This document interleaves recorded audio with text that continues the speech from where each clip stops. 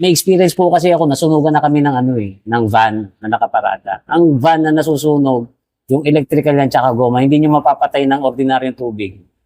Ayun, Paps. Ano ang gagawin mo pag sakaling nasusunog ang sasakyan? Ay, wala na yun. Talagang labas muna kayo. Yun ang ano dun eh.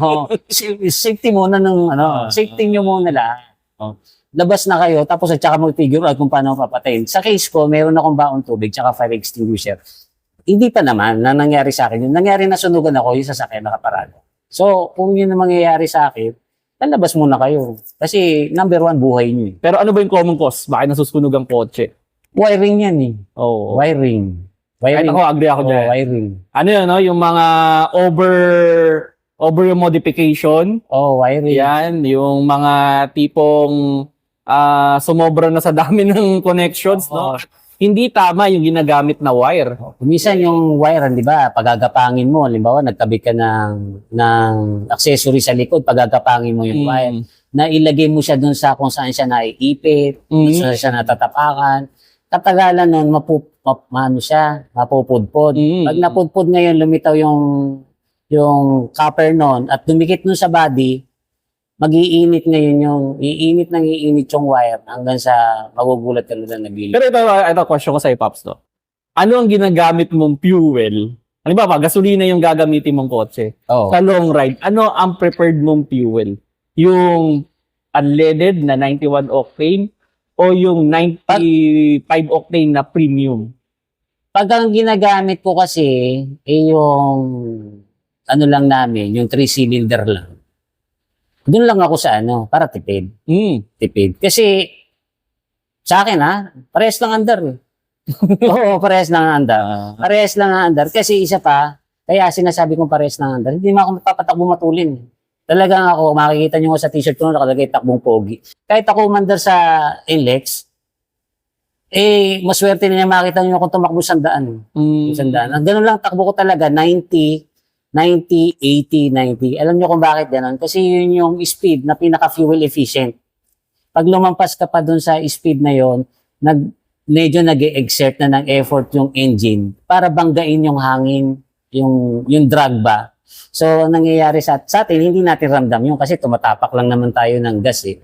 Pero yung makina, nag-extra effort yan. Lumalakas ngayon ng fuel consumption mo. So, ako, ang ginagamit ko lang talaga, pag yung 3-cylinder engine lang na mga maliliit lang na makina, yun lang talaga gamitin ko. Pero noon, nung meron akong naka 2.0, gagamitin ko talaga yung mas mataas ang octane kasi pag matulin ka na, ayoko nung may knock.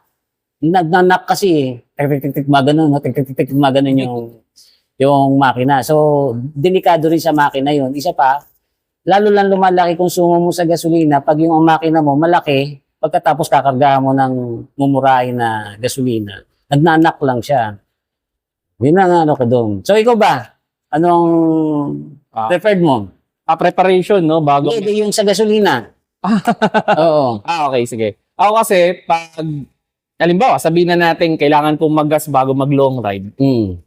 Ang preferred ko, pag mga highway driving, yung high octane. High octane. Yan, yung mga 95 octane o tinatawag nilang premium. Pero kung alam ko naman na more on city driving ako, I prefer the 91 octane or unleaded. Kasi ito naman yung ko dyan, experience ko naman yung mga kotse ko, sabihin natin mga maliliit, mga 1.3, may 800cc ako, 1.5 yung engine. Para sa akin iba yung power nung 95 octane. Pero ito kung gagamitin mo kasi, halimbawa, nag-gas ka man ng 91 octane or 95 octane, kung magagas ka man yan at hindi mo babaguhin yung driving habit mo, wala ka talaga mararamdaman na pagbabago. Parang lang yan, sasabihin mo sa akin na wala namang nagbago.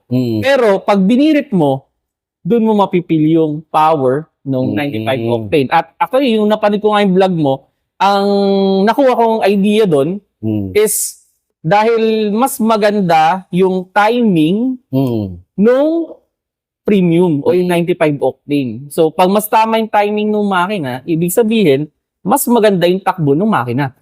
Kaya yun yung ko. Kaya parang, okay. Kaya parang mas nalinawan ako nung that time na kaya pala mas maganda yung andar ng sasakyan. Kasi tama yung timing. Mas Oo. sakto yung timing. Mas sakto yung timing, mas maganda. Pero, yun nga, mas mura ang 91 octane or unleaded, di ba? O minsan piso, 2 piso ang difference. Oo. Kung ita-traffic mo lang naman yung 95 octane, Sayang that's lang. useless. Oo. No? So ako, mas preferred ko, pag long ride, highway, Oo. 95 octane. Nakapag long ride ka na ba na diesel ginamit mo? Oo. Yung ngayon pagka ang long ride ay diesel gagamitin, diesel yung sasakyan. At meron akong mga pasaherong marami, nakakarga ko na yung mataas ang setting content. Kasi mas masarap i-maneho yung diesel pag mas mataas yung setting content. Isa pa, hindi siya masyado mausok. So bawas din dun sa tawag dito yung sa ASBO. Yung para kung mapara ka man, kahit pa paano, hindi masyado mausok yung sasakyan. So yun pala isang tip natin, Pero yun, pag-usapan naman natin yung nga, sinabi mo kanina yung gulong, Oo. Kailangan kung sa tingin mong palitan na, palitan mo na. Oo. Palitan mo na, papalit ka rin lang naman Oo, di ba? Oo, kasi ang dyan, yun, may isang tanong dyan na pinagtatalunan pa rin hanggang ngayon. Oo. Na saan ba dapat ilagay yung mas bago?